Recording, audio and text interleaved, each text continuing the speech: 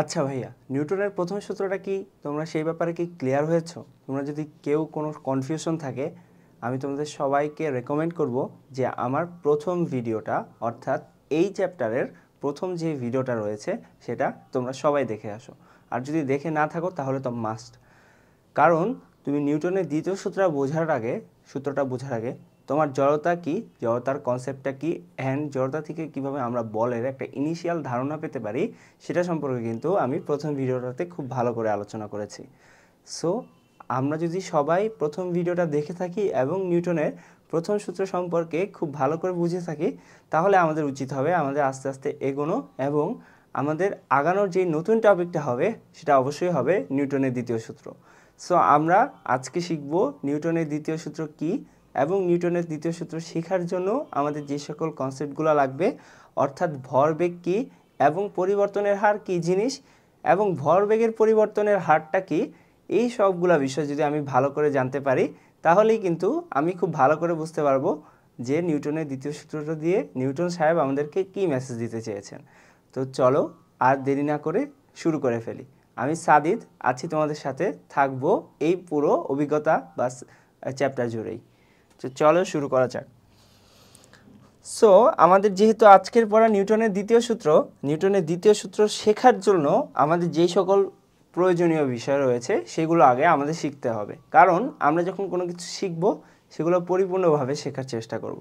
তাহলে কি হবে, এই রিলেটেড কোনো যেই বিষয় নিয়ে আমরা স্টাডি করছি সেগুলোর রিলেটেড যেই সকল বিষয় আমার জানা দরকার সেগুলো যদি আমি জেনে নিয়ে তারপর স্টাডি করি তাহলে কিন্তু আমার স্টাডিটা খুব সহজ হয়ে যায়। এটাকে আসলে বলে বেসিক থেকে পড়া। সো আমরা সব কিছু বেসিক থেকে শিখব অ্যান্ড আমাদের জন্য সব কিছু সহজ হয়ে যাবে।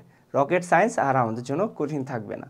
সো আমরা যেই ব্যাপারটা নিয়ে আলোচনা করব তার জন্য আমাদেরকে আসলে ভরবেগ কী সেটা ভালো করে জানতে হবে। সো ভরবেগ নিয়ে কি বলা হয়েছে সেগুলো আমরা দেখব। তার জন্য তোমাদের সবাইকে কি করতে হবে, তোমাদের সবাইকে তোমাদের পাশে বইটা নিয়ে বসতে হবে। বই নিয়ে বসলে ভাই তোমার সব টেনশন শেষ, তোমার আর কোনো কিছু চিন্তা করতে হবে না, কারণ তাহলে তোমার বোঝাও হবে, বই পড়াও হবে। আমি তোমাদের সকল বইয়ের সকল র্যাঙ্ক যতগুলা ক্লাস নিয়েছি চেষ্টা করেছি সবগুলা বই যাতে তোমার রিডিং পড়াটা এনশিওর হয় সেটার চেষ্টা করা।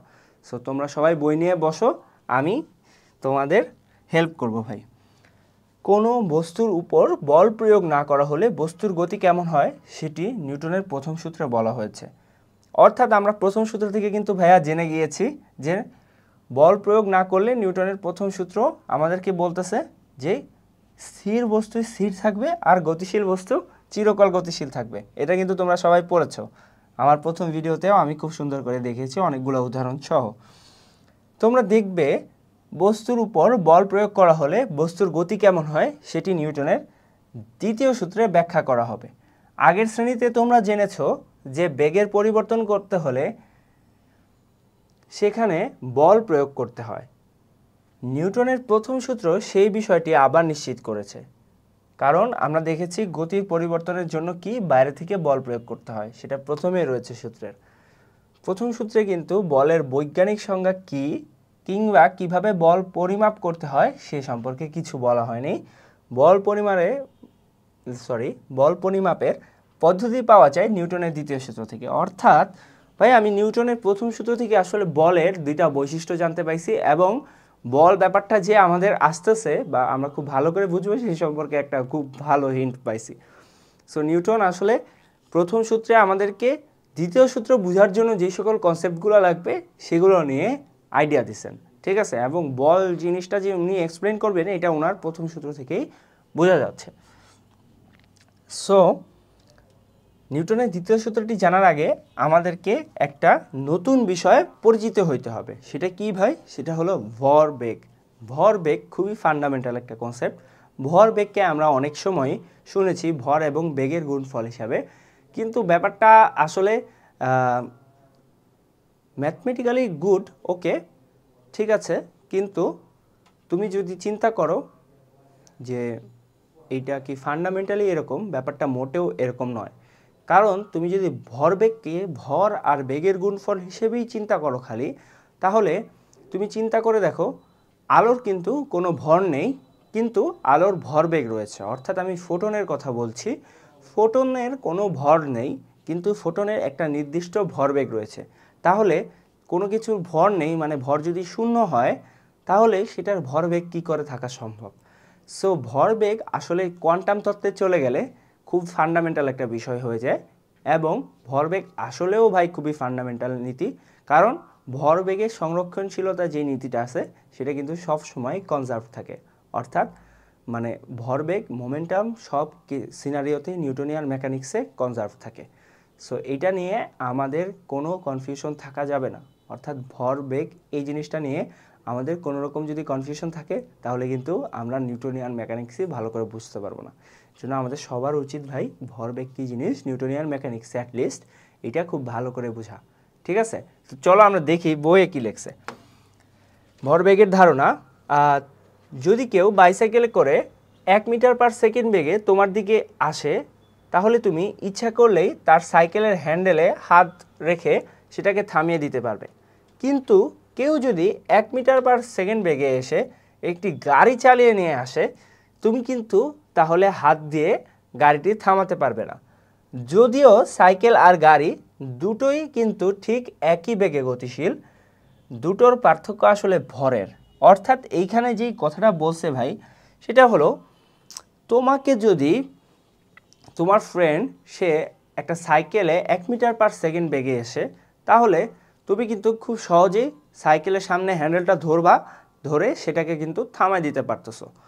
অর্থাৎ তুমি এখানে করতেছো কি ভাই, একটা বল প্রয়োগ করতেছো অ্যাকচুয়ালি, কারণ তুমি গতির পরিবর্তন করার চেষ্টা করতেছো। আমরা প্রথম সূত্রেই পড়েছি যে কোনো বস্তুর গতির পরিবর্তন হয় তখন যখন বাইরে থেকে বল প্রয়োগ করা হয়। এখন তার মানে তুমি এখানে বল প্রয়োগ করতেছো ভাই। ওকে, এতটুকু ক্লিয়ার। এরপরে আমরা যদি আগাই, যে সেম কাজটা যদি একটা গাড়ি আসে, অর্থাৎ একটা গাড়ি, বড় গাড়ি যদি 1 মিটার পার সেকেন্ড বেগে আসে, তাহলে কিন্তু তুমি কখনোই সেটাকে হাত দিয়ে থামাতে পারতেছো না। তার মানে কি হচ্ছে, তুমি এই জায়গাতেও বল প্রয়োগ করতেছো কিন্তু তুমি এইটাকে থামাইতে পারতেছো না। তাইলে এখানে হচ্ছেটা কি, সেটাই আমরা বোঝার চেষ্টা করব। যে দুইটা জায়গাতেই তো গাড়ির বেগ বা সাইকেলের বেগ আসলে 1 মিটার পার সেকেন্ড। সো তোমাদের কাছে আমার কোশ্চেন, যে এইখানে আসলে কেন থামাইতে পারতেছি একটাকে আর কেন আরেকটাকে থামাইতে পারতেছি না, দুইটার মধ্যে আসলে পার্থক্যটা কোথায়? সো তোমরা কমেন্ট করে আমাকে খুব দ্রুত কমেন্ট বক্সে জানাও। ওকে, সো তোমরা যদি কমেন্ট করেই থাকো তাহলে অনেকেই তোমরা সঠিক কমেন্ট করেছো যে উত্তরটা হচ্ছে ভর। অর্থাৎ দুইটা বস্তু যেই রয়েছে সাইকেল এবং গাড়ি, দুইটার ভর কিন্তু ভাই আসলে অনেক ডিফারেন্ট। একটার ভর খুব বেশি যেটা কিনা গাড়ি, আরেকটার ভর আবার খুবই কম যেটা কিনা সাইকেল। সো যেইটার ভর কম সেইটাকে কিন্তু আমি খুব সহজেই থামাতে পারতেছি একই বেগে থাকা সত্ত্বেও। সো সেইটাই বলেছে দেখো। আর গাড়ি, অর্থাৎ সাইকেল আর গাড়ি, আচ্ছা আমি আবার পড়ি, দুটোর পার্থক্য আসলে ভরের। সাইকেল আর গাড়ি দুটোই কিন্তু ঠিক একই বেগে গতিশীল ছিল, দুটোর পার্থক্যটা আসলে ভরের। সাইকেল যেমন কম ভর বা হালকা একটি বস্তু, কম ভরের বা হালকা একটি বস্তু, গাড়ি মোটেই তা নয়, সেটি অনেক বেশি ভরের একটি বস্তু। অর্থাৎ বল প্রয়োগ করে গতি পরিবর্তন করার বেলায় বেগের পাশাপাশি এখানে ভর কম বা বেশি হওয়ার একটি ব্যাপার আছে। অর্থাৎ তুমি এখানে কি খেয়াল করতে পারতেছো নাকি ভাই, যে বলের যে ব্যাপারটা সেখানে আসলে গতি কীরকম এবং ভরেরও একটা খুব মাইন্ডফুলি খেলা আছে, ব্যাপারটা এইখানে কিন্তু বলা হয়েছে। দেখছো, ভর কম বা বেশি হওয়ার একটি ব্যাপার আছে। অর্থাৎ এই ব্যাপারটা কি এখনো এক্সপ্লেন করেনি, কিন্তু একটা ব্যাপার যে আছে সেটা সম্পর্কে কিন্তু আমি ভাইয়া একটা হিন্ট পেয়েছি। এখানে লিখেছে দেখো, যদি কেউ একটি ছোট পাথর 1 মিটার পার সেকেন্ড বেগে তোমার দিকে ছুঁড়ে দেয়, তুমি খুব সহজেই সেই পাথরটা ধরে ফেলতে পারবে। এবারে যদি একটা গুলতি দিয়ে সেই একই পাথর তোমার দিকে 100 মিটার পার সেকেন্ডে বেগে ছুঁড়ে দেয়, তুমি নিশ্চয়ই সেটি ধরার সাহস করবে না। অর্থাৎ তোমাকে যদি ভাই একটা বুলেট নিয়ে, গুলির মধ্যে যে বুলেট থাকে বা পিস্তলে যেই বুলেট থাকে 9mm বা যে কোনো এমএমই হোক, সেটা যদি তোমাকে হাত দিয়ে ছুঁড়ে মারা হয় আর ওই একই বুলেট যদি ভাই তোমাকে পিস্তলের মধ্যে ভরে তারপরে যদি মারা হয় তাহলে কিন্তু ভাই ওইটা আর ধরার সাহস হবে না। প্রথমটা হাত দিয়ে ছুঁড়ে ঢিল মারলে তুমি ওইটা ধরার একটা চান্স নিবা বা ধরতেও পারবা, কিন্তু যখন সেটা পিস্তলের মধ্য দিয়ে আসবে অর্থাৎ একটা খুবই জোরালো বেগে আসবে তখন কিন্তু সেটা আর ধরার আমাদের সাহস হচ্ছে না। তার মানে ভর একই হইলেও বেগের ডিফারেন্সের কারণে আসলে এখানে কোনো একটা ডিফারেন্স হচ্ছে। তার মানে ভরেরও যেরকম একটা ইম্পর্টেন্স আছে বেগেরও এই এই ম্যাটারটা বা এই ম্যাটার অফ টপিকে অনেক সেম রকমের একটা কি আছে, একটা ইম্পর্টেন্স আছে। ঠিক আছে ভাই, এতটুকু আমরা বুঝতে পারছি। তাহলে যদিও দুটো একই পাথর অর্থাৎ তাদের একই বেগে ছুঁড়ে দেয় অর্থাৎ তাদের ভর একই, কিন্তু দুই ক্ষেত্রেই পাথরটি একই বেগে গতিশীল নয়। বোঝাই যাচ্ছে পার্থক্যটা এক্ষেত্রে বেগের, অর্থাৎ বল প্রয়োগ করে গতি পরিবর্তন করার বেলায় ভরের পাশাপাশি এখানে বেগ কম বা বেশি হওয়ারও একটি ব্যাপার রয়েছে। তার মানে ভাইয়া আমাকে বল যদি ভালো করে স্টাডি করতে হয় তাহলে ভরের যেই পরিবর্তন এটাকেও আমার বুঝতে হবে, বেগের যে পরিবর্তন এটাকেও আমার বুঝতে হবে। অর্থাৎ ভর আর বেগ দুইটার পরিবর্তনের সাথেই কি আছে, বলের যেই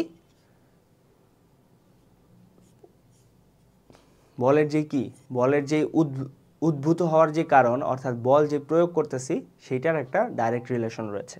ঠিক আছে, সো এই দুইটি উদাহরণ থেকে তোমরা বুঝতে পারছো যে বল প্রয়োগ করে বস্তুর গতি পরিবর্তন হয়, বস্তুর ভর এবং বস্তুর বেগ দুটোর উপরেই নির্ভরশীল। অর্থাৎ বল প্রয়োগ করে যে গতির পরিবর্তনটা হচ্ছে সেটা বস্তুর ভর এবং বেগ দুইটার উপরই নির্ভরশীল। সেই কারণে ভর এবং বেগের সমন্বয়ে একটি নতুন রাশির প্রয়োজন হয়, তার নাম মোমেন্টাম বা ভরবেগ। খুবই ইম্পর্টেন্স দিব এই টপিকটাকে আমরা ভাই, এটি আসলে ভর এবং বেগের গুণফল। আচ্ছা, এখন দেখো যে ব্যাপারটা হয়েছিল, আমরা যে গাড়ির ব্যাপারটা বলছিলাম, এটা যদি সাইকেল হয় ধরো আর এটা ধরলাম গাড়ি, হ্যাঁ, আমি জাস্ট সিম্পল অবজেক্টস চিন্তা করলাম, আমার জন্য সহজ হয় ব্যাপারটা। সো কি হয়েছে, আমি সাইকেলটাকে ভাই 1 মিটার পার সেকেন্ড বেগে যখন আসতেছিল, সাইকেলের বেগ ছিল 1 মিটার পার সেকেন্ড, গাড়ির বেগও ছিল 1 metre per second, 1 metre per second. এখন সাইকেলটাকে আমি 1 মিটার পার সেকেন্ডে আমি থামাইতে পারছি, গাড়িটাকে আমি থামাইতে পারিনি। কেন পারলাম না? কারণ এখানে গাড়ির ভর হচ্ছে বেশি, গাড়ির ভর যখন বেশি হচ্ছে তখন আমি থামাইতে পারতেছি না, বেগ একই হওয়া সত্ত্বেও। তার মানে এইখানে কিছু একটা আছে যেটা আমাকে এইটার গতি পরিবর্তন করতেছে না, আমি এনাফ বল প্রয়োগ করা সত্ত্বেও। আমি যেই পরিমাণ বল এইটাতে প্রয়োগ করছিলাম, আমি সেই পরিমাণ বল এইটাতে প্রয়োগ করলে আমি এটাকে থামাইতে পারতেছি না। ঠিক আছে, আচ্ছা, আরেকটা ব্যাপার আছে যেটা হলো আমরা পড়লাম একটু আগে একটা পাথরের কথা। পাথরটার প্রথমে বেগটা কত ছিল আমরা চলো এটা দেখে নেই, 1 মিটার পার সেকেন্ড ছিল। অর্থাৎ একই পাথর প্রথমে আমি 1 মিটার পার সেকেন্ড বেগে দিলাম, তখন কিন্তু পাথরটা আমি ধরতে পারতেছি। সেম পাথর যখন আমি 100 মিটার পার সেকেন্ড বেগে দিচ্ছি তখন কিন্তু আমি ধরতে পারতেছি না। ধরতে পারা মানে কি ভাই? ধরতে পারা মানে বা গাড়ি থামাইতে পারা মানে কিন্তু আমি এখানে গতির পরিবর্তন করতে পারতেছি কি না। এখানে যখন গাড়ি থামাইতে পারতেছি তার মানে গতির পরিবর্তন হয়ে গেছে, সে গতিশীল অবস্থা, সাইকেল থামাইতে পারতেছি তখন তার গতি পরিবর্তন হয়ে গেছে। গতি সে কি ছিল, সে গতিশীল অবস্থায় ছিল, এখন সে স্থিতিশীল অবস্থায় চলে এসেছে। ঠিক আছে, তার মানে এখানে বল প্রয়োগ হয়েছে। এখানেও যখন আমি এটাকে ধরতে পারছিলাম পাথরটাকে, তখন কিন্তু আমি তার আসলে গতির পরিবর্তন করতে পারছি, অর্থাৎ এখানে বল প্রয়োগ করেছি। এইখানে আমি ধরার সাহসই করি নাই, যদিও আমি ধরতাম তাহলে আমার অবস্থা খারাপ হয়ে যেত। আমি ধরলেও আসলে এটাকে থামাইতে পারতাম কি না এটাও একটা কোশ্চেন। ঠিক আছে, কারণ দেখা যেত আবার হাতের সাথে লেগে হাত সহ এদিকে চলে গেছে। ঠিক আছে, সো এইখানে আসলে ভর এবং বেগ দুইটারই ব্যাপার আছে। খুব সহজ করে যদি আমি আরও বলি, আসলে ভাই মোমেন্টাম বা ভরবেগের পরিবর্তন এর সাথে রিলেটেড। অর্থাৎ কোনো বস্তুর ভর কীরকম আর বেগ কি, এই দুইটাই একত্রে বলের সাথে রিলেটেড। অর্থাৎ তোমার কোনো বস্তুর গতি পরিবর্তনের যেই কারণ সেটা হলো বল, সেই বলটা আসলে ভরবেগের পরিবর্তনের সাথে ডাইরেক্টলি রিলেটেড। এখন ভরবেগের পরিবর্তনের সাথে কিভাবে রিলেটেড, এটা আমাদের নিউটন বলছেন দ্বিতীয় সূত্রের মাধ্যমে যে সেটা নাকি সমানুপাতিক, অর্থাৎ ভরবেগের পরিবর্তন যত বেশি হবে তত কি হবে, তত বলের পরিবর্তন মানে বল প্রয়োগও ততটুকু হবে। ঠিক আছে, তার মানে এটা যদি মোমেন্টাম হয়, মোমেন্টামকে আমি লিখতে পারি এইভাবে যে পি, মোমেন্টামকে পি দিয়ে লেখে, পি সমান সমান কোনো বস্তুর ভর যদি এম হয় এবং বেগ যদি ভি হয়, তাইলে আমি সেটাকে লিখতে পারবো এম ভি। তাহলে পি এইটার পরিবর্তন তাহলে কতটুকু হবে, এইটার পরিবর্তন হবে ডেল পি, অর্থাৎ ডেল পি সমান সমান হবে P final minus P initial.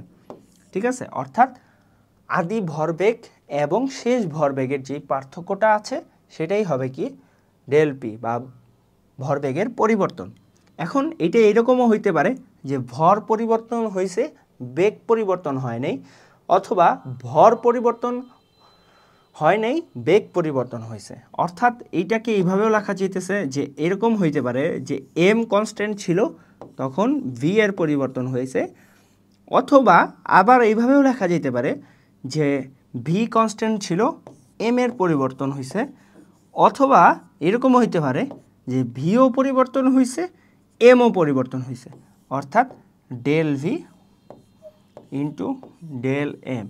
এই তিনটা কেসে কিন্তু ভাই হইতে পারে, তিনটা কেসের যে কোনো একটা কেসেই কিন্তু ভরবেগের পরিবর্তন রয়েছে। ঠিক আছে, এখন আমরা চিন্তা করি যে আমাদের বইয়ে কী লিখেছে।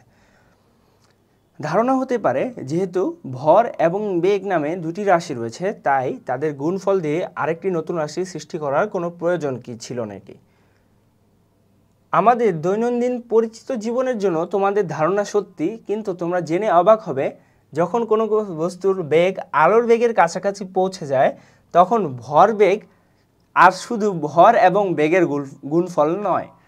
শুধু তাই নয়, আলোর কণা বা ফোটনের কিন্তু ভর নেই, কিন্তু তার ভরবেগ কিন্তু শূন্য না। মানে ব্যাপারটা কত ইন্টারেস্টিং হইতে পারে তুমি চিন্তা করছো কিনা, যে কোনো বস্তুর ভর নাই অর্থাৎ তার ভর জিরো, জিরোর সাথে আমি কোনো কিছু গুণ দিলে আমি কিন্তু জিরোই পাই, কিন্তু আলোর ক্ষেত্রে কিন্তু সেটা হইতেছে না। আলোর ক্ষেত্রে যেটা হচ্ছে সেটা কি ভাইয়া, সেটা হচ্ছে যে আমি যদি আলোর ক্ষেত্রে কোনো কিছুর ভর জিরো ধরে নেই এবং এটার বেগ দিয়ে গুণ দেই, অর্থাৎ 3 × 10⁸ মিটার পার সেকেন্ড, এটা গুণ দিলে আমার জিরো পাওয়ার কথা, কিন্তু আলোর ক্ষেত্রে একটা নির্দিষ্ট ভরবেগ পাচ্ছি। খুবই ফ্যাসিনেটিং ব্যাপারটা। উপরের ক্লাসে গিয়ে তোমরা সেটি আরও ভালো বিস্তারিতভাবে জানবে। আমরা আপাতত ভরবেগ বলতে ভর এবং বেগের গুণফলই বোঝাবো। অর্থাৎ আমরা যেহেতু প্রথম পড়ছি ডায়নামিক্স, আমাদের কাছে ভরবেগ অর্থাৎ পি সমান সমান এমভি এতটুকু জানলেই চলবে, যেখানে এম হচ্ছে বস্তুর ভর এবং ভি হচ্ছে বস্তুর বেগ। তাহলে পি হচ্ছে কি বস্তুর ভরবেগ, তাহলে মোমেন্টাম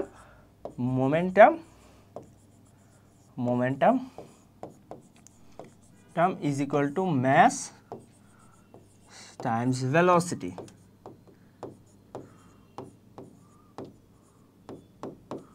আমাদের এতটুকু জানলেই হচ্ছে।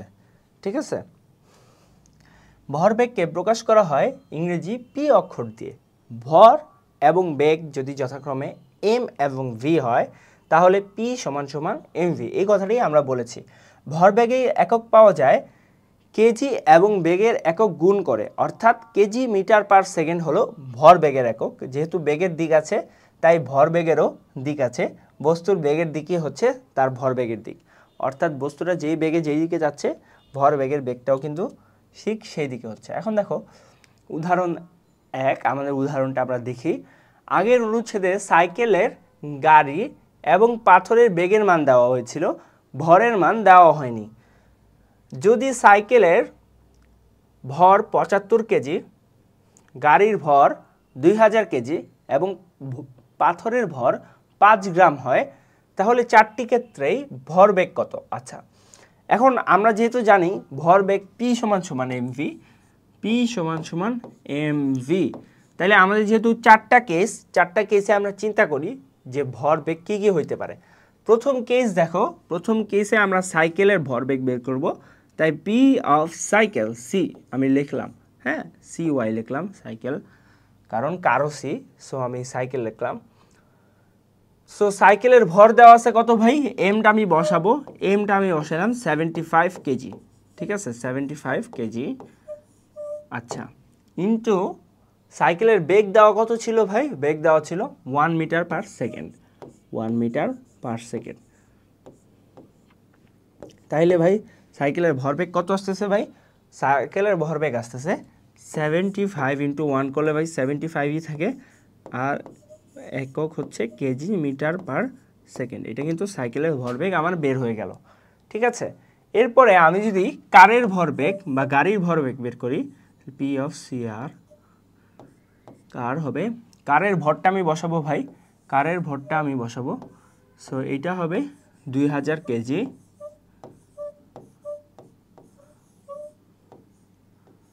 ইন্টু, আচ্ছা এটা আমি ইন্টু কত হচ্ছে আমার এখানে ভাই, আমার এখানে হচ্ছে 1 মিটার পার সেকেন্ডই কিন্তু ছিল, আমি খেয়াল করেছি। তাহলে এটা যদি আমি গুণ করি তাহলে আমি কিন্তু পাচ্ছি 2000 কেজি মিটার পার সেকেন্ড।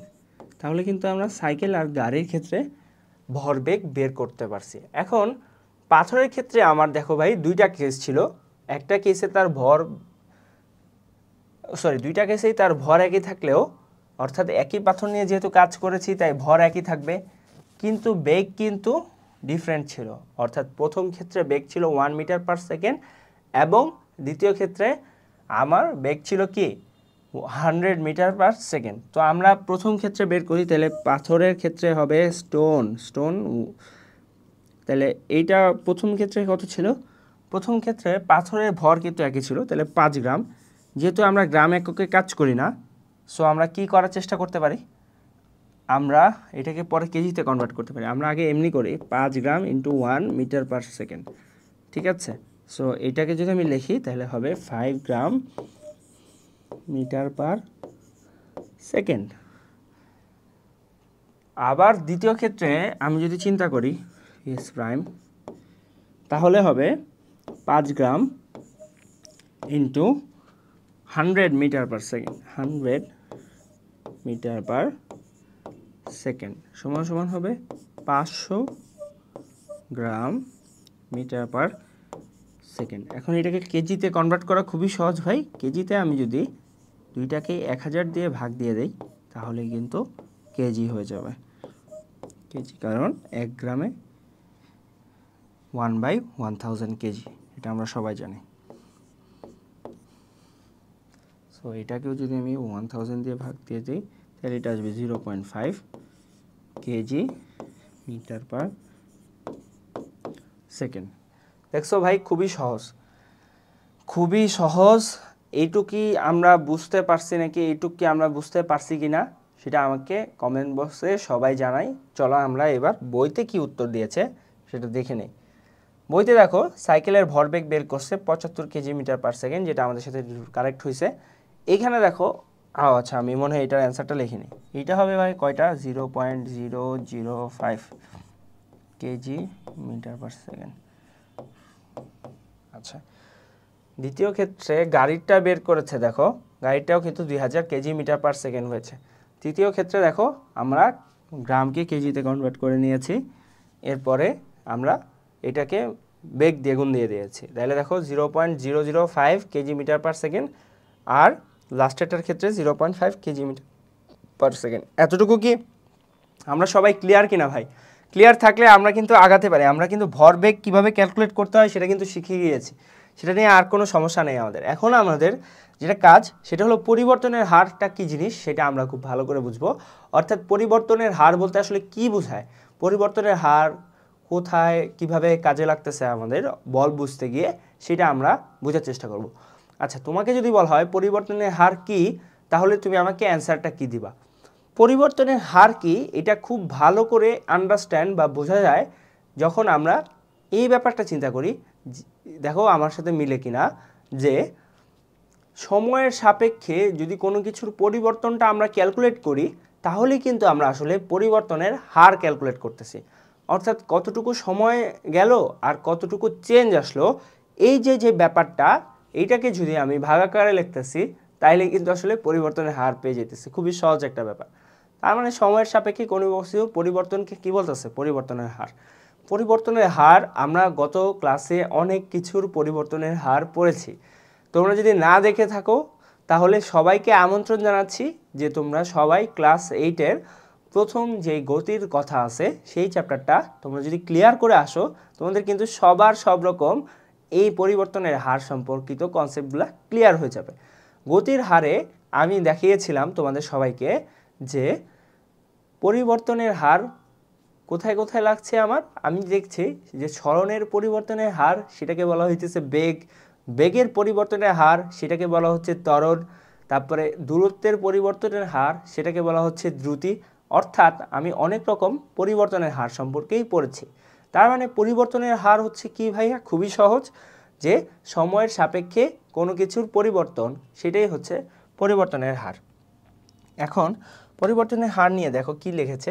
নিউটনের দ্বিতীয় সূত্রটি বোঝার জন্য আমাদের আরও একটি বিষয় সম্পর্কে সুস্পষ্ট ধারণা করে নিতে হবে, সেটি হচ্ছে পরিবর্তনের হার। পরিবর্তন শব্দটির সঙ্গে আমরা সবাই পরিচিত। যে কোনো একটি রাশির মান যদি বেড়ে যায় কিংবা কমে যায় তাহলে আমরা বলি রাশিটির পরিবর্তন হয়েছে। যেটুকু বেড়েছে কিংবা কমেছে সেটি হচ্ছে পরিবর্তনের মান। কত দ্রুত পরিবর্তনটি হচ্ছে সেটি বোঝানোর জন্য আমরা পরিবর্তনের হার ব্যবহার করি। এই দ্রুত যখন আমি বলতেছি তখনই কিন্তু এখানে সময়ের সাপেক্ষে ব্যাপারটা আসতেছে। যেমন আমি যদি ওই যে প্রথম কেসে যেখানে আমাদের কি হচ্ছে, যেখানে আমাদের পাথরটা নিয়ে আমরা যে চিন্তা করছিলাম সেটা ওইরকম চিন্তা না করে আমি যদি একটা জিনিস খেয়াল করি, যে ধরলাম একটা পাথর, হ্যাঁ, পাথরটার বেগ ছিল 1 metre per second, 1 metre per second, এবং এই পাথরটার এখনের বেগ হলো 100 মিটার পার সেকেন্ড। এখন তোমরা কি আমাকে বলতে পারবা যে এই পাথরটার পরিবর্তন আসলে কতটুকু? তোমরা যদি পারো তাহলে প্লিজ আমাকে খুব দ্রুত কমেন্ট করে জানাও যে এই পাথরের বেগের পরিবর্তনটা আসলে কতটুকু। ওকে, উত্তরটা হবে কি, চলো আমরা দেখে নেই। উত্তরটা হবে, এটা যেহেতু পাথরের বেগ আদি বেগ তাইলে ভি ইনিশিয়াল, আর এটা যেহেতু পাথরের শেষ বেগ তাই ভি ফাইনাল, তাহলে পরিবর্তনটা হবে ডেল ভি সমান সমান হবে কি ভাই? সমান সমান হবে V final minus V initial. খুবই সহজ, ঠিক আছে। ভি ফাইনাল কত ছিল ভাই? ফাইনাল ছিল 100 মিটার পার সেকেন্ড, তাহলে 100 মিটার পার সেকেন্ড মাইনাস কত হবে ভাই? ইনিশিয়াল ছিল 1 মিটার পার সেকেন্ড, তাহলে 1 মিটার পার সেকেন্ড আমি লিখলাম। তাহলে আমার অ্যান্সার কত আসে ভাই? অ্যান্সার আসে 99 মিটার পার সেকেন্ড। তাহলে দেখো ভাই, এইখানে কিন্তু আমি পরিবর্তনটুকু বের করে ফেলেছি। এখন দেখো ব্যাপারটা যদি এরকম হয় যে পাথরটার 0 সেকেন্ড সময়ে, অর্থাৎ প্রথমে, কারণ এটা ইনিশিয়াল স্টেট, এখান থেকে ক্যালকুলেশন শুরু করছি, 0 সেকেন্ড সময়ে তার বেগ ছিল 1 মিটার পার সেকেন্ড, আর 10 সেকেন্ড পরে তার বেগ হয়েছে 100 মিটার পার সেকেন্ড। তাহলে বেগের পরিবর্তনের হার কত? ঠিক আছে, এখন যখনই আমি হার বলে দিছি তখন আমাকে কি আসলে সময় নিয়ে একটা খেলা করতে হবে। কি করতে হবে আসলে? সময়ের কতটুকু চেঞ্জের কারণে বেগের কতটুকু চেঞ্জ হয়েছে সেটা বের করতে হবে। আমি আবার বলছি ভাই, কথাটা খুব ভালো করে শুনি। সময়ের কতটুকু চেঞ্জের কারণে বেগের কতটুকু চেঞ্জ হয়েছে, অর্থাৎ একটার সাপেক্ষে যখন আমি আরেকটাকে চিন্তা করতেছি তখনই কিন্তু আমার হার চলে আসতেছে। এখানে আমি সময়ের সাপেক্ষে বেগের পরিবর্তনের কথা চিন্তা করতেছি, তাই এখানে বেগের হারে আসতেছে, যেটাকে আমি বলতেছি ত্বরণ। তার মানে এইখানে আমি যখন তোমাকে বললাম যে সময়ের সাপেক্ষে তুমি বেগের পরিবর্তনটুকু বের করো, তোমাকে আমি আসলে ত্বরণ বের করতে বলেছি। তো এটা খুবই সহজে আমরা বের করতে পারি। সময়ের পরিবর্তন হয়েছে কতটুকু? সময়ের পরিবর্তন হচ্ছে ডেল টি সমান সমান কি হবে ভাই? টি ফাইনাল মাইনাস টি ইনিশিয়াল। টি ফাইনাল 10 সেকেন্ড মাইনাস 0 সেকেন্ড, তাহলে 10 সেকেন্ড, ঠিক আছে। এখন এই 10 সেকেন্ডটাকে আমি কি করব? আমি এইটার সাপেক্ষে লিখবো, তাহলে del v by del t. এইটা যেটা বের করলাম এই রাশিটাই হবে কি আমার ভাই? এই রাশিটাই হবে আমার বেগ পরিবর্তনের হার, ঠিক আছে? তাহলে পরিবর্তনের হারটা তাহলে কত হইতেছে ভাই? বেগ পরিবর্তন হয়েছে 99 মিটার পার সেকেন্ড অ্যান্ড সময়ের পরিবর্তন হয়েছে 10 সেকেন্ড। তাহলে 10 সেকেন্ড যদি আমি ভাগ দেই তাহলে আমি পাইতেছি 9.9 মিটার পার সেকেন্ড স্কোয়ার। তাহলে এই যে জিনিসটা পাইলাম সেটা আসলে আমি কি পাইলাম ভাই? আমি পাইছি সময়ের সাপেক্ষে বেগের পরিবর্তন, যেটাকে আমি বলতেছি বেগের পরিবর্তনের হার, যেটা কিনা আসলে ত্বরণ। তাহলে এইটাকে আমি ত্বরণের সূত্র লিখতে পারি। ত্বরণের সূত্র আমি লিখতে পারি del v by del t, যেটা আমরা পড়ছিলাম ভি মাইনাস ইউ বাই টি, ঠিক আছে? কারণ ডেল টি আসলে বেশিরভাগ ক্ষেত্রে টি হয়, কারণ আমরা সব ক্ষেত্রে ইনিশিয়াল স্টেট আসলে 0 সেকেন্ড থেকেই শুরু করি, অর্থাৎ টাইম 0 থেকেই শুরু করি। চলো আমরা একটু আগাই। ধরা যাক তুমি এবং তোমার বন্ধু সাইকেল চালাতে বের হয়েছো, দুজনেই স্থির অবস্থা থেকে শুরু করে 10 মিটার পার সেকেন্ড বেগে পৌঁছে গেছো। এটি করতে তোমাদের সময় লেগেছে 2 সেকেন্ড, তোমার বন্ধুর লেগেছে 2.5 সেকেন্ড। তোমরা হিসাব না করে বলে দিতে পারি, আমরা হিসাব না করেই বলে দিতে পারি তোমার বেগের পরিবর্তনের হার বেশি, কারণ তুমি কম সময়ে একই বেগে পৌঁছে গেছো। যদি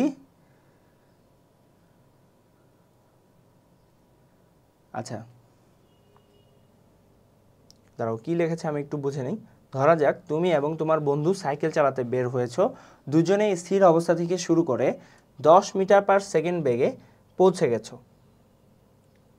এটি করতে তোমার সময় লেগেছে 2 সেকেন্ড এবং তোমার বন্ধুর লেগেছে 2.5 সেকেন্ড। আমরা হিসাব না করেই বলে দিতে পারি যে কোনো জায়গায় পৌঁছে নেই, বেগে পৌঁছাইছে। অর্থাৎ আমরা দেখি না গাড়িতে বলে যে 0 to 60 এটা কত সেকেন্ড লাগে। সো এখানে 0 to 60 আসলে কিলোমিটার পার আওয়ার বা কিলোমিটার না দিয়ে মাইলও দেয়, আমেরিকানরা মাইল ইউজ করে অনেক সময়, বা ব্রিটিশরা, যাই হোক। সো মাইল পার আওয়ার হিসাব করে এইখানে আসলে বলছে যে 0 থেকে 10 মিটার পার সেকেন্ডে কার যাইতে কতটুকু সময় লাগছে। অর্থাৎ এখানে স্থান না, এই বেগে পৌঁছানোর কথা বলছে, ঠিক আছে? এটা আমি প্রথমে খেয়াল করিনি। সো আমরা হিসাব না করেই বলে দিতে পারি তোমরা বেগের পরিবর্তনের হার বেশি, কারণ তুমি কম সময়ে একই বেগে পৌঁছে গেছো।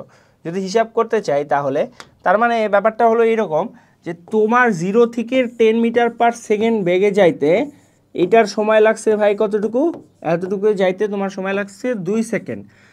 এই একই 0 থেকে 10 মিটার পার সেকেন্ডে যাইতে তোমার ফ্রেন্ড যে আছে, তার সময় লাগছে 2.5 সেকেন্ড। এখন তোমাদের কাছে কোয়েশ্চেনটা হইলো, তোমরা কিন্তু এইখান থেকে এমনি বলে দিতে পারতেছো যে তোমার বেগের পরিবর্তনের হারটা বেশি, কারণ কি তুমি কম সময়ে একই বেগ অতিক্রম, মানে একই বেগে পৌঁছে গেছো, তুমি কম সময়ে একই বেগে পৌঁছে গেছো, তাই তোমার বেগের পরিবর্তনের হার বেশি।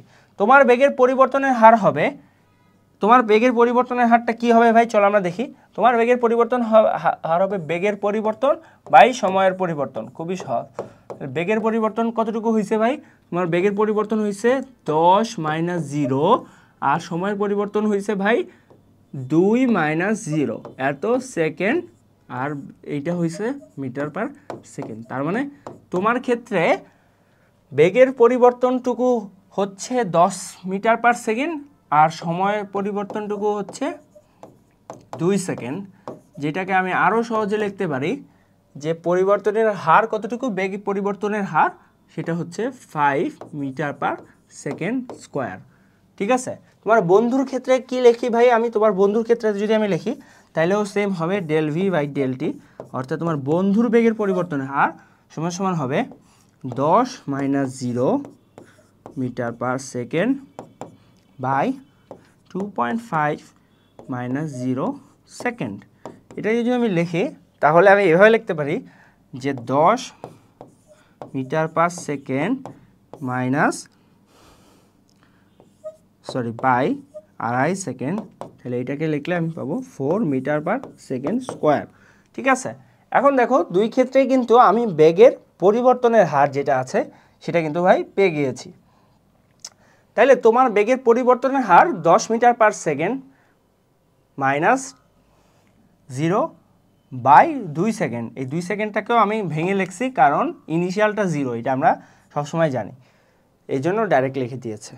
সো দেখছো 5 মিটার পার সেকেন্ড স্কোয়ার আর 4 মিটার পার সেকেন্ড স্কোয়ার পেয়েছি। হিসাব করে আমরা একই উত্তর পেয়েছি। ধরা যাক আবার তুমি এবং তোমার বন্ধু সাইকেল চালাতে বের হয়েছো, এবার দুজনে স্থির অবস্থা থেকে শুরু করে 5 সেকেন্ড সাইকেল চালিয়ে দেখেছো তোমার বেগ 20 মিটার পার সেকেন্ড, তোমার বন্ধুর বেগ 25 মিটার পার সেকেন্ড।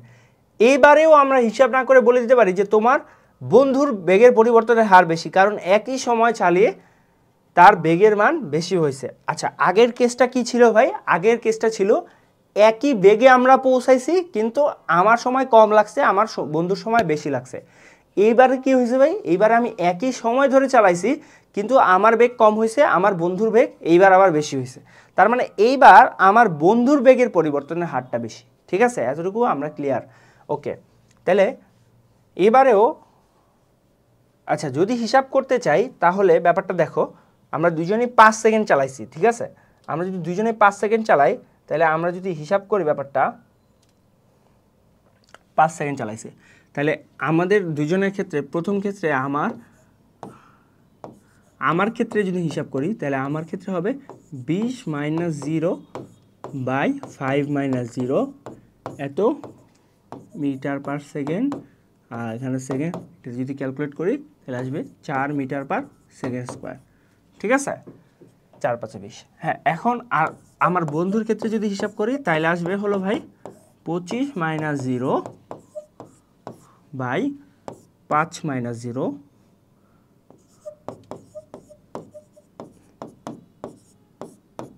এখানে আসবে 5 মিটার পার সেকেন্ড স্কোয়ার। তার মানে দেখো আমার বন্ধুর ক্ষেত্রে এবার আসছে 5 মিটার পার সেকেন্ড স্কোয়ার তার ত্বরণ অথবা বেগ পরিবর্তনের হার বা সময় সাপেক্ষে বেগের পরিবর্তন, আর আমার ক্ষেত্রে আসছে 4 মিটার পার সেকেন্ড স্কোয়ার।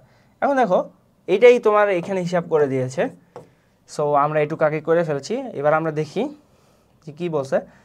এবারেও হিসাব করে আমরা একই উত্তর পেয়েছি। কাজে তোমরা নিশ্চয়ই বুঝতে পারছো সময়ের সঙ্গে একটি রাশি পরিবর্তনের অনুপাতকে বলা হয় পরিবর্তনের হার। এটাই আমি এতক্ষণ ধরে তোমাদের বলতেছিলাম। আগের শ্রেণীতে আমরা বেগ এবং ত্বরণ সম্পর্কে জেনেছিলাম। তোমরা যদি কেউ আমার ভিডিওটা মিস করো, আমি তোমাদের হাইলি রেকমেন্ড করবো যে তোমরা ভিডিওটা দেখো। হ্যাঁ, তোমরা ক্লাস 9-এ উঠছো দেখে যে 8-এর ভিডিও দেখতে পারবে না এমন কোনো কথা নাই। তোমার যদি কোনো কনসেপ্টের সমস্যা থাকে অবশ্যই তোমার উচিত হবে আগে ওই কনসেপ্টগুলো ক্লিয়ার, সেটা যেই ক্লাসেরই হোক না কেন, ওই কনসেপ্টগুলো ক্লিয়ার করে পরবর্তী ক্লাসগুলোতে ফলো করা। তাহলে কিন্তু তোমার আর কোনো সমস্যা থাকবে না বা সমস্যা হবে না।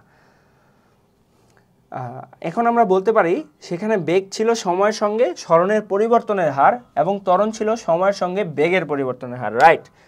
সো এখন দেখো আগের অনুচ্ছেদের উদাহরণে প্রতিটি বস্তুকে 1 মিনিট থামিয়ে দিলে 1 মিনিটে থামিয়ে দিলে প্রতি ক্ষেত্রে ভরবেগের পরিবর্তন কত হবে।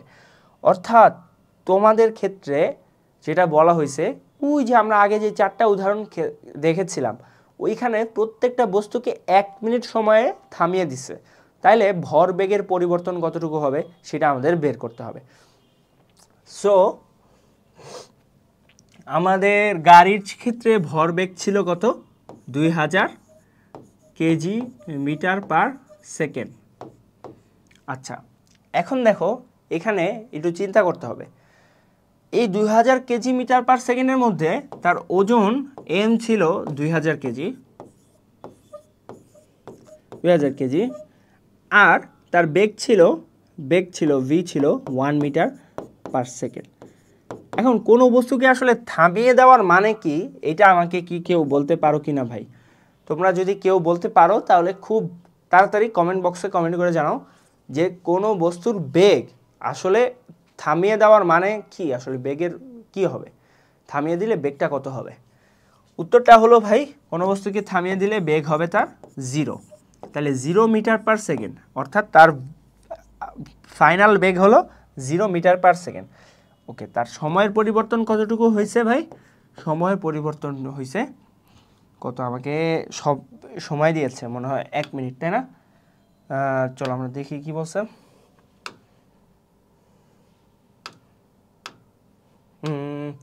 প্রতি ক্ষেত্রে 1 মিনিট, হ্যাঁ সরি, তাহলে 1 মিনিট মানে হলো 60 সেকেন্ড।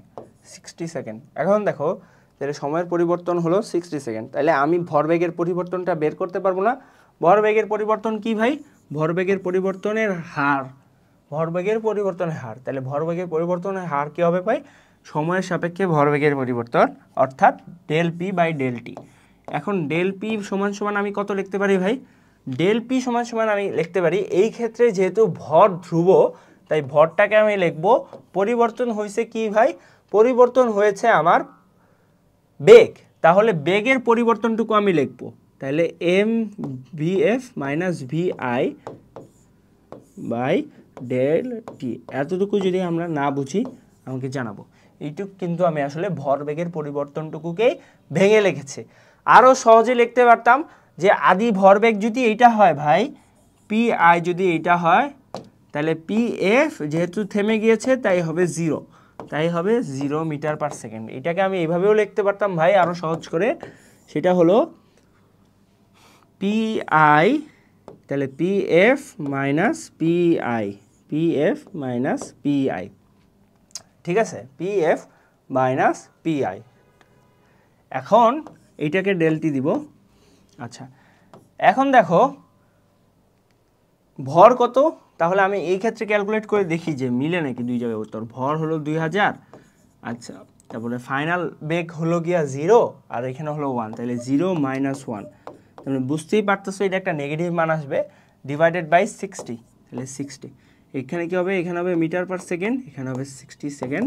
এখানে যদি ক্যালকুলেশন করি ভাই, তাহলে আসবে minus 2000 by 60 second metre per second. ও সরি ভাই, এখানে কেজি হবে, কেজি মিটার পার সেকেন্ড হবে ভাই, আর এখানে হবে kg metre per second square, ঠিক আছে। তার মানে এটা যদি আমি ক্যালকুলেশন করি, তার মানে আস্তে আস্তে হলো মাইনাস 200 ভাই 6 kg metre per second square, ঠিক আছে। এইটা নিয়ে আর কারো কোনো কনফিউশন আছে না? এবার এই ক্ষেত্রে চিন্তা করি, আমি দেখি পি ফাইনাল ভাই 0, পি ইনিশিয়াল ভাই 2000, ঠিক আছে, আর এটা হলো 60, তাহলে kg metre per second, kg metre per second, এখানে হবে সেকেন্ড, একই আসতেছে অ্যান্সার ভাই, অ্যান্সার আসতেছে minus 200 by 6 kg metre per second. বাকিটুকু আপনারা ক্যালকুলেটারে করবেন, ঠিক আছে। ক্যালকুলেটার না করলেও হয়, এটার অ্যান্সার হবে 33.33 minus kg metre per second. আচ্ছা, মাইনাস ব্যাপারটুকু যদি আমি বাদ দেই, তাহলে কি আমি ব্যাপারটুকু বুঝতে পারছি কি না? ব্যাপারটুকু যদি আমি বুঝতে পারি তাহলে আমি সামনে আগাবো, আর যদি না বুঝতে পারি তাহলে ভিডিওটি পজ দিয়ে রিওয়াইন্ড করে আবার দেখবো ব্যাপারটা। আমি 2-1 বার যদি দেখি তাহলে কিন্তু ব্যাপারটা ক্লিয়ার হয়ে যাবে। আচ্ছা, এখন মাইনাস দিয়ে আসলে কি বুঝাইছে? মাইনাস দিয়ে আসলে বুঝাইছে ভাই এটার দিকটা, ভরবেগের পরিবর্তনের এইখানে দিকটা বুঝাইছে, অর্থাৎ বেগের পরিবর্তন কারণে এখানে আসলে মন্দন হয়েছে, অর্থাৎ এদিকে গেছে, ঠিক আছে। অর্থাৎ বলটা আসলে যেটা কাজ করছে সেটা গতির বিপরীত দিকে কাজ করছে, এটাই বুঝাইছে, ঠিক আছে। তো চলো আমরা এইভাবে সবগুলো অ্যান্সার কি হবে সেইটা বইয়ের সাথে উত্তর মিলিয়ে নেই। আমার অ্যাসাইনমেন্ট থাকবে ভাই, আমি এই বাকিগুলা অর্থাৎ 4টা কেসের মধ্যে আমি একটা কেস করে দিছি ভাইয়া, বাকি 3টা কেস কিন্তু আপনার করতে হবে, সো আপনি করে ফেলবেন, ঠিক আছে। এই যে দেখেন সবগুলা বের করছে, অ্যান্ড এই যে দেখেন গাড়ির ক্ষেত্রে কিন্তু আসছে 33 কেজি মিটার পার সেকেন্ড। যেহেতু আমরা উল্টা দিক সহ চিন্তা করেছি তাই আমাদের মাইনাস এসেছে, এখানে দিক ছাড়া চিন্তা করেছে তাই এখানে জাস্ট পরিবর্তনটুকু নিয়েছে, কোন দিকে পরিবর্তন হয়েছে সেটা চিন্তা করে নেই, তাই এখানে মাইনাস আসেনি। আমরা তাইলে মাইনাস ছাড়া অ্যান্সারগুলো এখানে বের করার পরে মিলিয়ে নেব, ঠিক আছে। তাইলে আমরা যেহেতু পরিবর্তনের হার এবং ভরবেগ সম্পর্কে মোটামুটি পুরাটা ক্লিয়ার হয়ে গেছি, তাইলে আমরা এখন কি করতে পারবো? আমরা এখন নিউটনের দ্বিতীয় সূত্রটা কি অ্যাট লাস্ট সেইটা আমরা দেখতে পারবো। চলো আমরা এবার, আমাদের এখন পারমিশন আছে নিউটনের দ্বিতীয় সূত্র দেখার, চলো আমরা দেখে নিই। নিউটনের দ্বিতীয় সূত্রটা হচ্ছে, আচ্ছা তাও কিছু কথা লেগছে, চলো এগুলো আগে পড়ি। নিউটনের দ্বিতীয় সূত্র পদার্থবিজ্ঞানের সবচেয়ে গুরুত্বপূর্ণ সূত্রগুলোর একটা। এই সহজ সরল সূত্রটি দিয়ে আমাদের পরিচিত জগতের গতি সংক্রান্ত প্রায় সব কাজই করে ফেলা যায়। বাচ্চাদের মার্বেল খেলা থেকে শুরু করে মহাকাশগামী রকেট দুটি এই সূত্র দিয়ে ব্যাখ্যা করা সম্ভব। ইতিমধ্যেই পরমাণুর কত ক্ষুদ্র জেনেছ?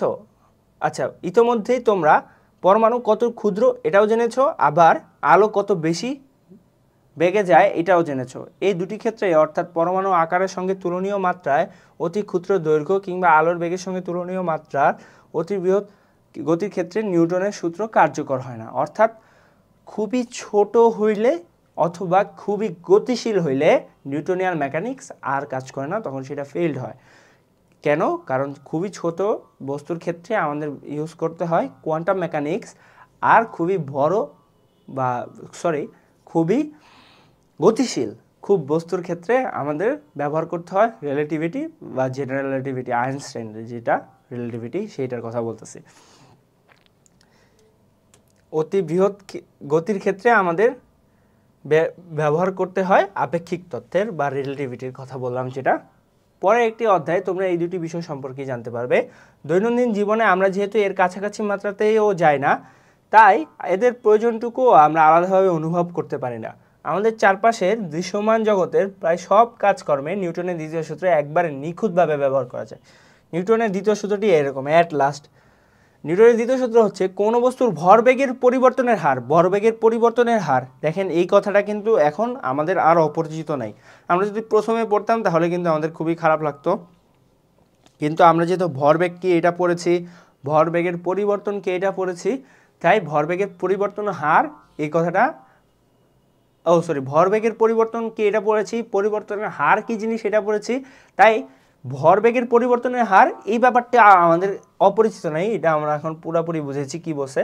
তো বলছে কি কোনো বস্তু ভরবেগের পরিবর্তনের হার এর উপর প্রযুক্ত বলের সমানুপাতিক এবং বল যেদিকে কাজ করে ভরবেগের পরিবর্তনও সেদিকে হয়ে থাকে। অর্থাৎ কি বলেছে, বলটা যেদিকে কাজ করবে ভরবেগের পরিবর্তনটাও সেদিকে কাজ করবে, ঠিক আছে। তার মানে আমার বলটা আমি যেদিকে দিচ্ছি ভরবেগের পরিবর্তনও সেই দিকে হবে, ঠিক আছে। ওইখানে নেগেটিভ দিকে আসছে কেন? কারণ ওইদিকে বল আসলে উল্টা দিকে কাজ করছিল, এর জন্য ভরবেগের পরিবর্তনের হারটাও কি উল্টা দিকে আসছে, অর্থাৎ নেগেটিভ আসছে, ঠিক আছে। এটাই বুঝাইছিল ওইখানে আমাদের নেগেটিভ আসার কারণ। এখন এই নিউটনের দ্বিতীয় সূত্রটা আমরা একটু বুঝার চেষ্টা করি।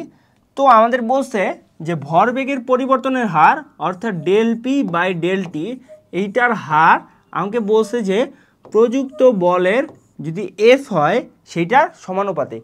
তার মানে আমি এখান থেকে লিখতে পারতেছি যে এফ সমানুপাতিক del p by del t, ঠিক আছে। এখন আমরা যদি এমন একটা কাজ করি যে আমাদের ক্ষেত্রে ধরে নেই যে ভর যদি সমান হয়, বা আমি যদি ডেল পিটাকে ভেঙে এরকম করে লিখি del m into del V,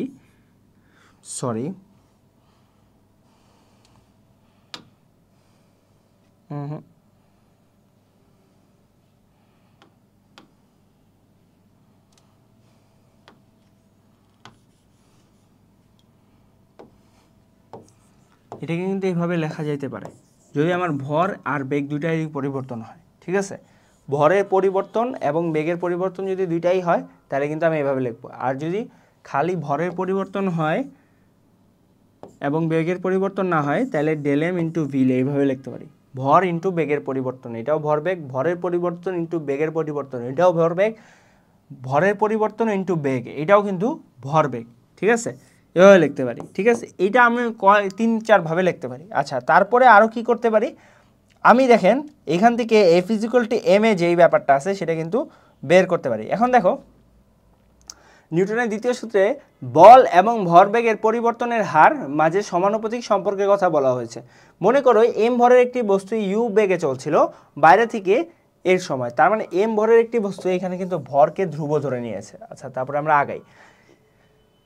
বাইরে থেকে এর উপরে টি সময় ধরে এফ পরিমাণ বল প্রয়োগ করায় বেগ বদলে হলো ভি, অর্থাৎ বল প্রয়োগের শুরুতে ভরবেগ ছিল এম ইউ এবং ভরবেগ এখন হয়েছে এম ভি। সেক্ষেত্রে ভরবেগের পরিবর্তন হবে কি, ভরবেগের পরিবর্তন হবে ভাই m V minus M u. এখন দেখো এটাকে আমি লিখতে পারি কি m into u v minus u, তাই না, m into V minus u. এই যে দেখছো এইটাই লিখেছে, ঠিক আছে। তাহলে পরিবর্তনের হারটা কি হবে ভাই, হারটা হবে আমি সময় দিয়ে ভাগ দিলেই হবে, তাহলে M V minus M U divided by টি, ঠিক আছে। এতটুকু বুঝতে পারছি। ওকে, যেহেতু ভরবেগের কোনো পরিবর্তন হয়নি যেহেতু ভরের কোনো পরিবর্তন হয়নি তাই ভরবেগ পরিবর্তনের হার M into V minus U. তার মানে এমটাকে আমি ধ্রুব ধরে বাইরে কমন নিয়ে আসলাম, ঠিক আছে। সো এটাকে আনলাম। আবার আমরা জানি এ সমান সমান ভি মাইনাস ইউ বাই টি, কাজেই ভরবেগের পরিবর্তন হার, অর্থাৎ তুমি যদি এটাকে খেয়াল করে দেখো, এই যে M V minus M U এইটা ডিভাইডেড বাই টি। এখন এম কমন নিলে থাকে V minus U divided by T. এখন তোমাদের যদি সবার 8-এর ফার্স্ট চ্যাপ্টার পড়া থাকে, তোমরা জানো এটা গ্যালিলিওর গতিসূত্র থেকে আমরা পেয়েছি যে ভি মাইনাস ইউ বাই টি এটা হলো এ। তার মানে আমি এইখানে পেয়ে গেলাম কি এম এ, অর্থাৎ দেখছো আমি যেটা কথা বলছিলাম যে এফ সমানুপাতিক এম এ, এই ব্যাপারটা চলে আসছে। কিন্তু নিউটনের দ্বিতীয় সূত্র অনুযায়ী ভরবেগের পরিবর্তনের হার বলের সমানুপাতিক, অর্থাৎ এফ সমানুপাতিক এম এ অথবা এম এ সমানুপাতিক এফ, দুইটাই কারেক্ট। এটা আমরা লিখতে পারি ম্যাথমেটিক্যালি, এটা আমরা শিখেছি যে সমানুপাতিক চিহ্নের দুই পাশের জিনিস পরিবর্তন করে লেখা যায়। আমরা এটিকে সমানুপাতিক সম্পর্ক হিসেবে না লিখে যদি একটি সমীকরণ আকারে লিখতে চাই, তাহলে একটি সমানুপাতিক ধ্রুবের দরকার হবে। অর্থাৎ একটা ধ্রুবক যদি এনে দেয় তাহলে কিন্তু আমরা সমানুপাতিক উঠাই দিতে পারি এফ সমান সমান কে এম এ। এখন আমরা যদি একটা সিস্টেম করি, যেই সিস্টেমে আসলে আমাদের ক্যালকুলেশন সহজ হবে এবং কে এর মান যদি আসলে 1 এসে যায় কোনো কারণে, তাহলে কিন্তু আমরা ডাইরেক্ট লিখে দিতে পারি এফ ইজিক্যাল টু এম এ। সেটাই আমরা করব। অর্থাৎ আমরা কি করছি, সমানুপাতিক যে চিহ্নটা আছে সেটাকে তুলে দেওয়ার জন্য আমরা একটা সমানুপাতিক ধ্রুবক আনছি যেটা কিনা কে, এবং এই কে এর মানটাকে আমাদের টার্গেট হবে 1 করে ফেলা, তাইলে আমাদের জন্য সকল ক্যালকুলেশন আসলে ইজি হবে। সো এটাই করছে। দেখো কে হচ্ছে একটি সমানুপাতিক ধ্রুবক, যেহেতু নিউটনের দ্বিতীয় সূত্রে সমানুপাতিক ধ্রুবকের মান কত সেটি নিয়ে কিছু বলা নেই, তাই সেটি পরীক্ষা নিরীক্ষা করে বের করে নিতে হবে। অর্থাৎ একটি নির্দিষ্ট ভরের এম বস্তুর উপর নির্দিষ্ট পরিমাণ বল প্রয়োগ করে দেখতে হবে কতটুকু ত্বরণ হয়েছে, তাহলে সমানুপাতিক ধ্রুবকের মান কে বের হয়ে যাবে। কিন্তু এখানে একটা অত্যন্ত চমকপ্রদ ঘটনা ঘটেছিল। এই নির্দিষ্ট পরিমাণ বল বলতে কি বোঝানো হবে সেটি কোথাও বলা নেই, ঠিক আছে। কারণ বল ব্যাপারটিকে তখনও পর্যন্ত পরিমাপ করার কোনো পদ্ধতি ঠিক করা হয়েছিল না। কাজে বিজ্ঞানীরা ঠিক করলেন যে 1 কেজি বল, এই 1 কেজি ভরের বস্তু, এটা যদি 1 মিটার পার সেকেন্ড ত্বরণ হয়, তাহলে যেই পরিমাণ বল প্রয়োগ করতে হবে তাইলে সেইটাই হবে 1 নিউটন বল। তাইলে কে এর মান তখন 1 হয়ে যাবে, ঠিক আছে। কারণ এই যে দেখো এটাই লেখছে যে পরিমাণ বল প্রয়োগ করা হলে 1 একক ভরের ত্বরণ 1 একক ত্বরণ হচ্ছে সেটি একক বল। তাহলে এম ইজিক্যাল টু 1 হইলে এ ইজিক্যাল টু 1 হইলে এফ ইজিক্যাল টু 1 হয়ে যাবে। অর্থাৎ একক বলের ক্ষেত্রে আমি কি করব, একক বলের ক্ষেত্রে আমি একক ভর দিব, একক বলের ক্ষেত্রে আমি একক ভর দিচ্ছি, একক বেগ দিচ্ছি, ঠিক আছে, মানে সরি একক ত্বরণ দিচ্ছি। তাহলে আর আলাদা করে কে এর মান বের করতে হয় না, কারণ তখন কে এর মান হয়ে যায় 1। এইভাবে নিউটনের দ্বিতীয় সূত্রটি খুব চমৎকার সহজে একটি রূপে নেওয়া যাওয়া যায়, যেটি হচ্ছে কিনা M A equal F equal to M A, F equal to M A, বা এটাকে আসলে এইভাবে লেখা যায় এ ইজিক্যাল টু কি F by M, A equal to F by M. অর্থাৎ কোনো বস্তুর উপর, কোনো এম ভরের বস্তুর উপর এফ পরিমাণ বল প্রয়োগ করলে সেটা এ ত্বরণে চলতে শুরু করে, ঠিক আছে, এ ত্বরণে যাইতে থাকে। নিউটনের স্মৃতির প্রতি শ্রদ্ধা জানিয়ে বলের এককের নাম দেওয়া হয়েছে নিউটন। অর্থাৎ 1 কেজি ভরের একটি বস্তুকে 1 মিটার পার সেকেন্ড স্কোয়ার ত্বরণে গতিশীল করতে যতটুকু বলের প্রয়োজন হয় সেটি ঠিক 1 নিউটন পরিমাণ বল। বল যেহেতু ভরবেগের পরিবর্তনের হার, ভরবেগ যেহেতু সুনির্দিষ্ট দিক আছে, তাই বলেরও সুনির্দিষ্ট দিক আছে, বলের সুনির্দিষ্ট দিক আছে। তো আমরা এখন দেখব বলের সুনির্দিষ্ট দিকটা কিভাবে ব্যবহার করে আমরা একটা ম্যাথ করতে পারি। আগের অনুচ্ছেদের উদাহরণের প্রতিটি বস্তুর উপর কী পরিমাণ বল প্রয়োগ করা হয়েছিল, তাহলে আমার ভরবেগের পরিবর্তনের হার যত ছিল বলও আসলে এক্স্যাক্ট তত হবে। যেহেতু প্রথম ক্ষেত্রে 1.25 নিউটন, দ্বিতীয় ক্ষেত্রে, তার মানে আমি কেজি পার মিটার, এই যে kg metre per second square, এইটার জায়গায় আমি যদি নিউটন লিখে দেই, দুইটা কিন্তু আসলে একই কথা, অর্থাৎ সব ক্ষেত্রেই আসলে কি একই পরিমাণ বল প্রয়োগ করা হচ্ছে। আচ্ছা, এখানে দেখো একটা ম্যাথ দেওয়া আছে, 50 মিটার পার সেকেন্ড বেগে চলমান 750 কেজি ভরের একটি গাড়ির বেগ 10 সেকেন্ড সময় বৃদ্ধি পেয়ে 70 মিটার পার সেকেন্ড হলো। তাহলে কি আগে ছিল 50 মিটার পার সেকেন্ড, 10 সেকেন্ড সময় পর সেটাকে হয়েছে কি 70। তাহলে চলো এটা আমরা করি। তাহলে ভি ইনিশিয়াল বা ইউ ছিল কত, 50 metre per second, v final কত, 70 মিটার পার সেকেন্ড। ঠিক আছে, এম কত, এম হলো ভাই 750 কেজি, টি কত, টি হচ্ছে ডেল টি কত, ডেল টি হলো 10 সেকেন্ড।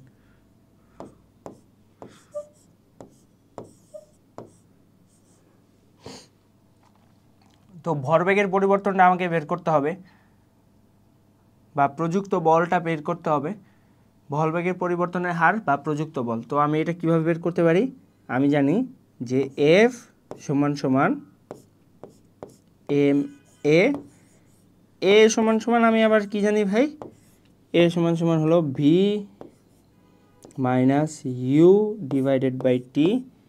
এইখানে এইটা হচ্ছে ভাই ভি, এইটা হচ্ছে ভাই ইউ। তাইলে আমি এখন যদি মান বসা দেই 750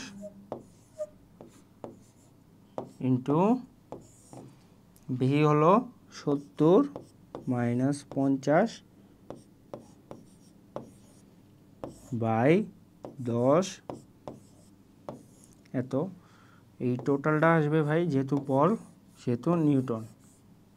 তাহলে করলে আসবে ভাই এতটুকু আসে 2, 750, তাহলে 1500 নিউটন।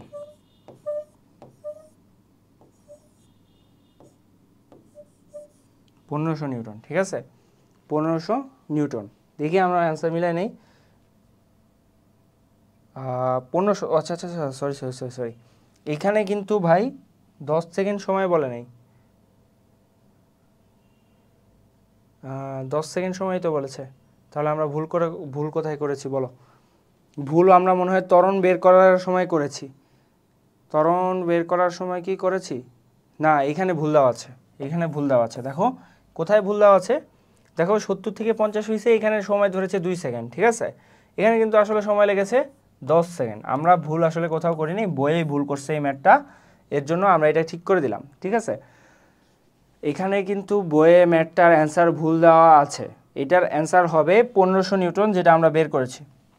এখানে 2 সেকেন্ড সময় ধরেছে, আসলে দেওয়া আছে 10 সেকেন্ড। ঠিক আছে, তো বইয়ে এটার অ্যান্সার ভুল দেওয়া আছে, আমরা কিন্তু ঠিক অ্যান্সার করে দিছি। অ্যান্সার হবে ভাই 1500 নিউটন। এটা নিয়ে আর কারো কোনো কনফিউশন থাকা যাবে না।